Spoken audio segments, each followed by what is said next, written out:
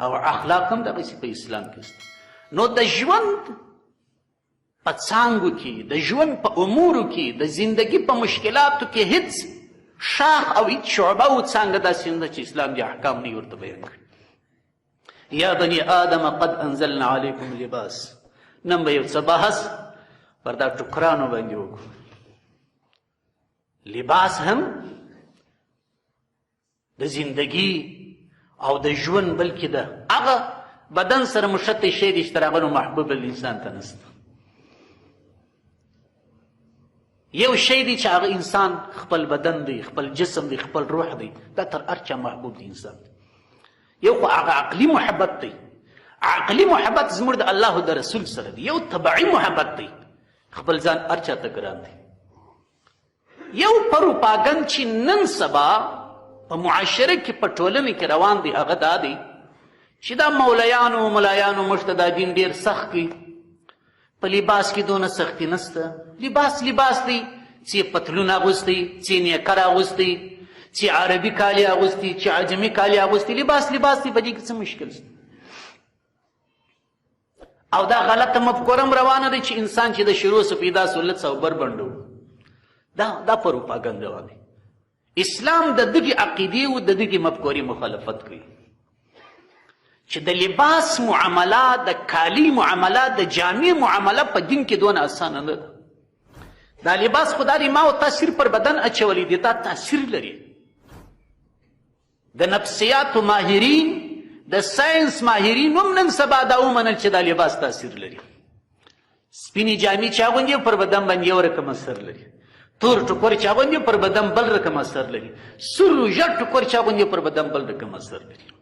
اسلام 1400 کاله مخکې دا حکم کړی دی.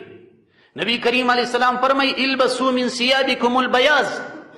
ای زما امت ته که مو وس توان وي، په طاقت وي، دا حکم وجوبي نه دی، دا فرض نه دی، دا استحبابي امر دی.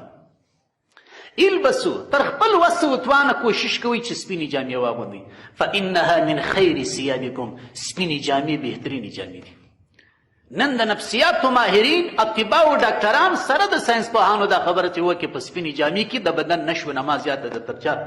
تر تورې او تر ژیړې او تر سرې. نو دا معمولی شی نه دی. امیر المؤمنین سیدنا حضرت عمر فاروق رضی الله عنه یو جبه واغوستل. جبه د جمعې لمونځ یې پکښې وکړي. د جمعې د لمانځه څخه چې فارغ سو کور ته راغی، جبه یې وکښل. ول دا نور نه اغوندم دا جبه. کورنۍ ورته ویل چې ولې امیر المؤمنین مشکل څه دی؟ ول په دې جبه کې ما ته خپل نفس غټ ښکاره سو. په دې جبه کې ما ته تکبر لویي ودرېدل. په دې کې ما ته عجب او نفس پسندي و. دا نور نه. او جبه یې وکښل، بیا نه ده اغوستې. نو معلومه شول چې لباس اثر لري. د فقیري لباس ځان ته اثر لري، د خاني لباس ځان ته اثر لري. نو دا خبره نه ده صحیح. لباس د الله عز وجل د نعمتونو څخه یو نعمت دی. حضرت آدم علیه السلام او حضرت حوا رضی الله عنها چې کله په جنت کې د ممنوعه درختې څخه خوراک وکړي، نو هغه نوراني لباس د جنت چې د دوی په تن و، د دوی عورتونه په پټ و، د شرم اندامونه یې په پټ و، هغه الله عز وجل ځینې ایسته کړي.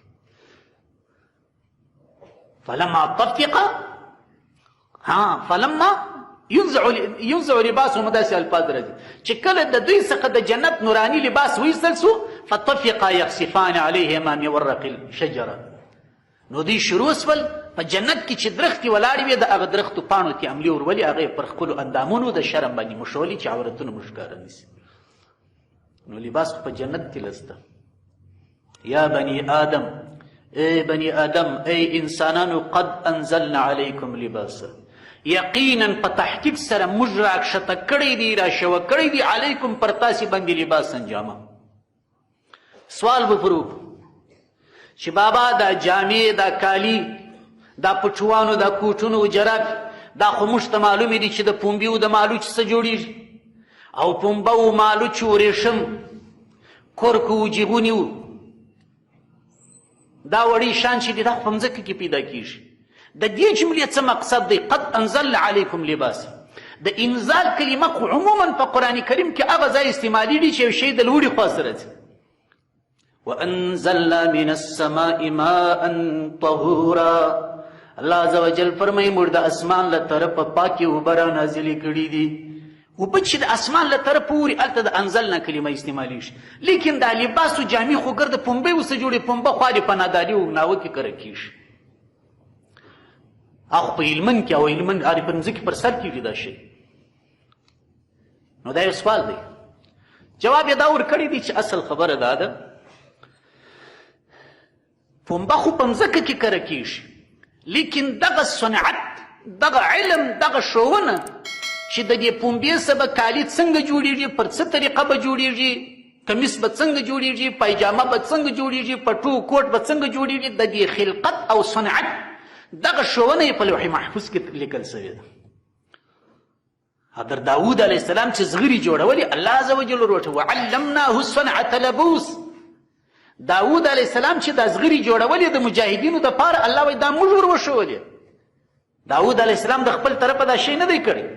نو دلته چې د انزلنا کلمه راغلې ده الله عز وجل فرمایي چې موږ لباس د اسمانه نازل کړی دی. د دې مطلب دا دی چې د دې لباس د وړیو، د پنبیو، د وجوغونو، د ورېښمو څخه چې دا لباس جوړېږي د دغه لباس د جوړښت فیصله چې په لوح محفوظ کې شوې ده د هغه فیصلې په خاطر یې د انزال کلمه وویل.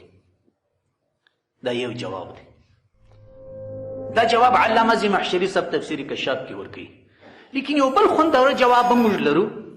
هغه خوندور جواب دا دی چې اصل خبره دا ده هر هغه شی چې په ټولنه کې و انسانیت ته ډېر ګټور تمامیږي، کثیر المنفعت تمامیږي، ګټې ډېرې زیاتې وي، د داسې شانو تعبیر او بیان الله عز وجل په قرآن کې په انزال سره کوي.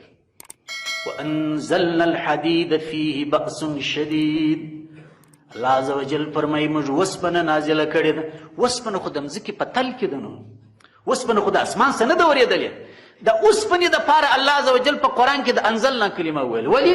ځکه چې د اوسپنې ګټه زیاته ده، دا کثیر المنفعت شی دی او ډېر ګټور شی دی. نو الله عز وجل لباس په قرآن کې په اهمو نعمتو کې راوړی دی. یا بني آدم، ای انسانانو، قد انزلنا علیکم لباسا، موږ ستاسې دپاره لباس پیدا کړی دی. څه مطلب؟ ای انزلنا مطرا، موږ د اسمانه څه باران اورولی دی. ینبت القطن والکتان، دغه باران چې دی قطنه پنبه راشنه کوي، کاله کې راشنه کوي، کتان ټوکر، دغه رقم کتان، د دغه پنبې و کتان څخه بیا تاسې کالي جوړوي. نو اصل شی باران دی، په باران سره پنبه راشنه کېږي، د پنبې څخه موږ کالي جوړوو. د څه شي دپاره دی لباس؟ یواري سوآتکم. الله عز وجل فرمایي دغه لباس ستاسې عورتونه پټوي. یواري سوآتکم، دغه لباس ستاسې عورتونه پټوي. د عورت پټول د انسان په فطرت اخښلې معامله ده. په جنت کې چې د آدم علیه السلام و حضرت حوا اناسته نوراني لباس شوه سو، دوی غیر اختیاري د درختو پاڼو ته ورمړه کړل او دا یې د خپل شرم د اندامونو پر ځایو باندې ولګولي چې د عورت پټول انسان نه زغمي. نن چپه تهذیب روان دی، نن چپه کلتور روان دی، دا کفري تهذیب دی، دا کفري تمدن دی. اسلام دا نه وایي چې بې ستري راسي. انسان د فطرت و د جوړه څه داسې راغلی دی چې د عورت په لڅولو خفه کېږي. یواري سوآتکم، سوآت د سوءة جمع ده. سوءه په عربي لغت کې هر هغه مقام ته وایي چې انسان یې په یادولو یا لڅولو شرمېږي چې موږ تاسې د شرم اندامونه ورته وایو. اولنی مقصد د لباسو د ټوکرو د جامې دا دی چې زموږ ستاسې غلیظه اندامونه یا غلیظه عورتونه راپټي.